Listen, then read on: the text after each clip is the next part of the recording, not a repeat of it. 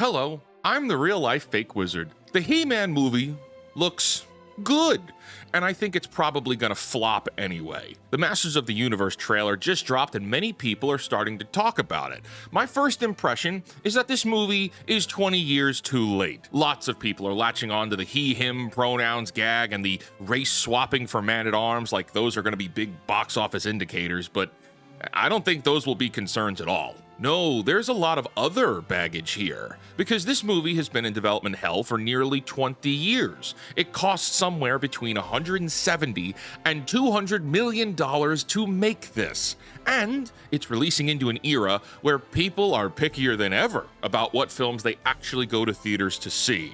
And the franchise it's based on? Most people under 30 have no idea what He-Man even is. So let's talk about the good, the bad, and the math involved here to see if He-Man still has the power.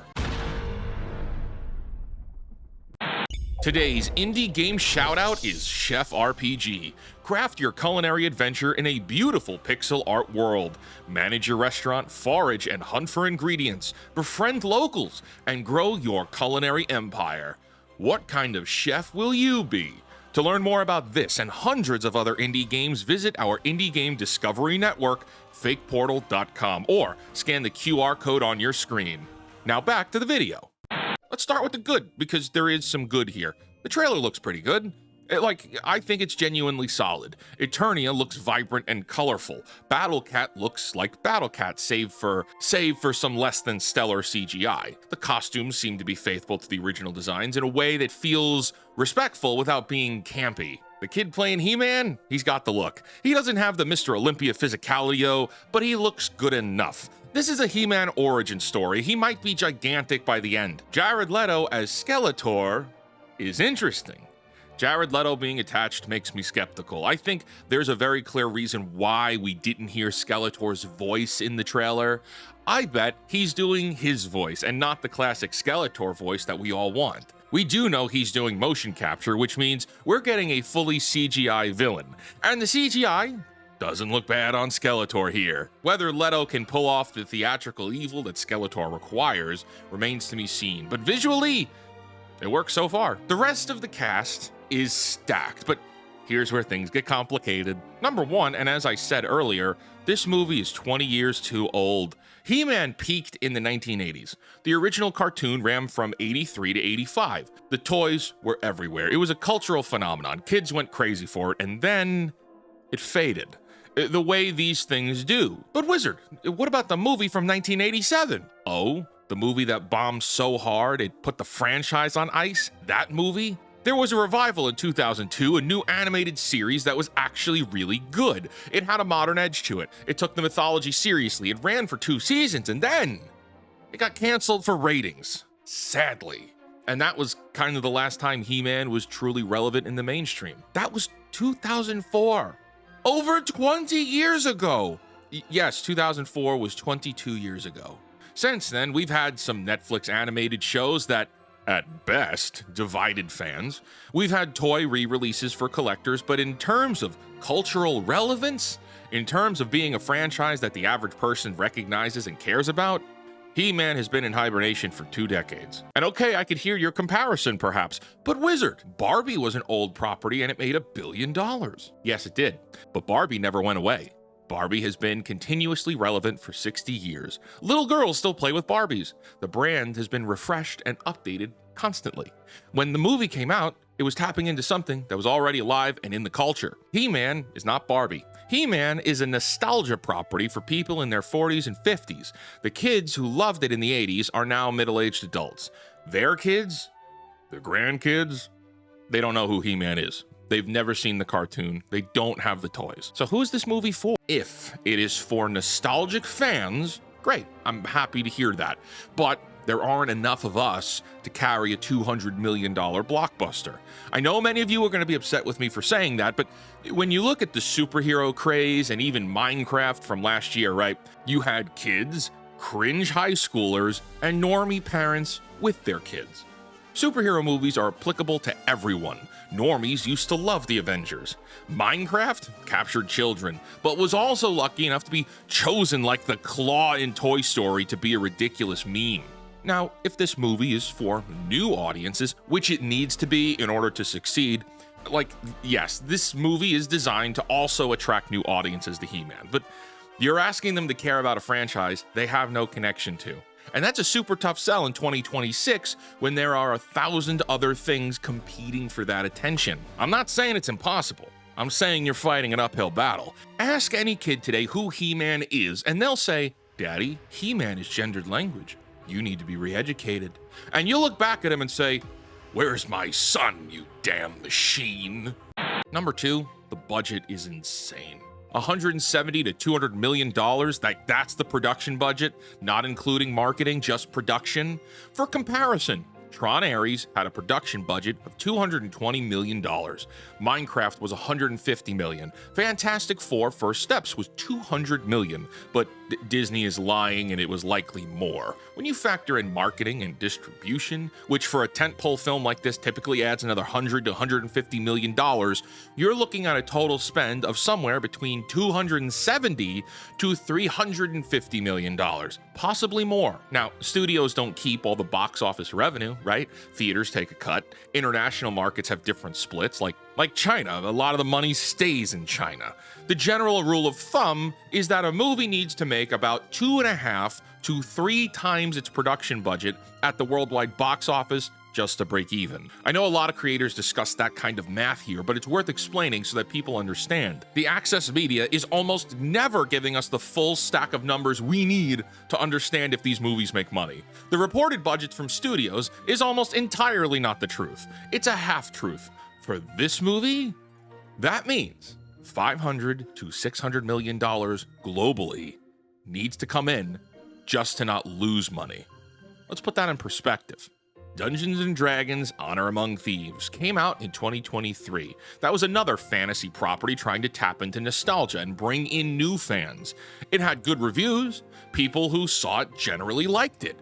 It made $208 million worldwide on a $150 million budget, and yet it underperformed, not making enough money to get a sequel, and killed a TV show in the process too. It was considered a disappointment. The 1987 Masters of the Universe movie I mentioned earlier, the one with Dolph Lundgren, that had a $22 million budget and it made $17 million at the box office.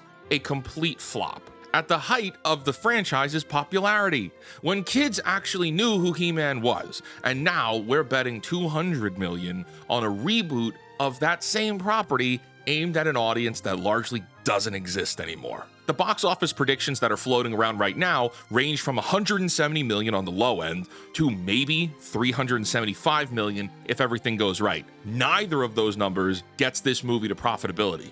Neither of those numbers justify the investment. This movie might be on track for a Tron Ares disaster. Number 3, no one cares about theaters anymore. This could be one of the worst summer box offices in a long time. He-Man releases June 5th. Well, let's see what else is happening in this summer window. The Mandalorian and Grogu comes out 2 weeks before. That's gonna start the whole summer movie season. And personally, I don't see Mando and Grogu doing big numbers. Not nearly enough for people to care about this movie. Then, Masters of the Universe, the second big tentpole summer release at the top of June.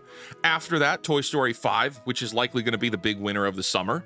Supergirl follows after that at the end of the month. All 4 of these movies I've mentioned are kid-friendly and family-inclined, with He-Man being the young boys film. However, other than Toy Story, none of these movies are going to generate big buzz. None of them are set up to make $1 billion.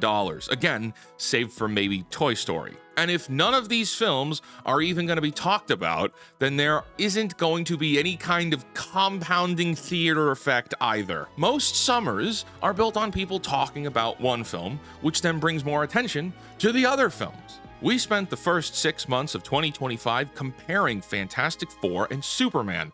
Which movie was going to dominate the year? Which one would be better? In this case, 3 of the 4 films no one cares about, and the 4th one is another Toy Story, and no one was asking for that. How many times do we need to say good night to Toy Story? Also, think about it this way. What if you're a parent with kids? You've got a limited movie budget and limited time. Do you take them to see the He-Man movie, a character that even the parents don't know about? Or do you take them to Toy Story 5, something you know is likely safe? Number 4, the Jared Leto problem.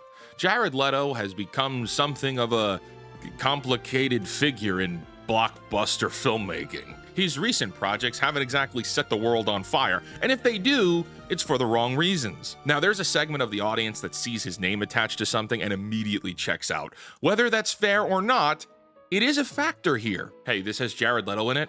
Grown. Now he's playing Skeletor via motion capture, so you're not really seeing Jared Leto on screen, but his name is on the marketing, and for some people, that's gonna be a big red flag. Take note that in the trailer, we deliberately did not hear his voice, like I said earlier. When you think of Skeletor, you're thinking of his iconic voice. Yeah, He-Man, yeah. And even if this film is going to be more realistic and a little more serious, you want classic Skeletor's voice, which is unlikely for Jared Leto to be performing. What I'm trying to say is that a lot of people could walk out of this movie saying Skeletor was the weakest part of the film on a technicality bias of not liking Jared Leto and or he didn't do the voice right.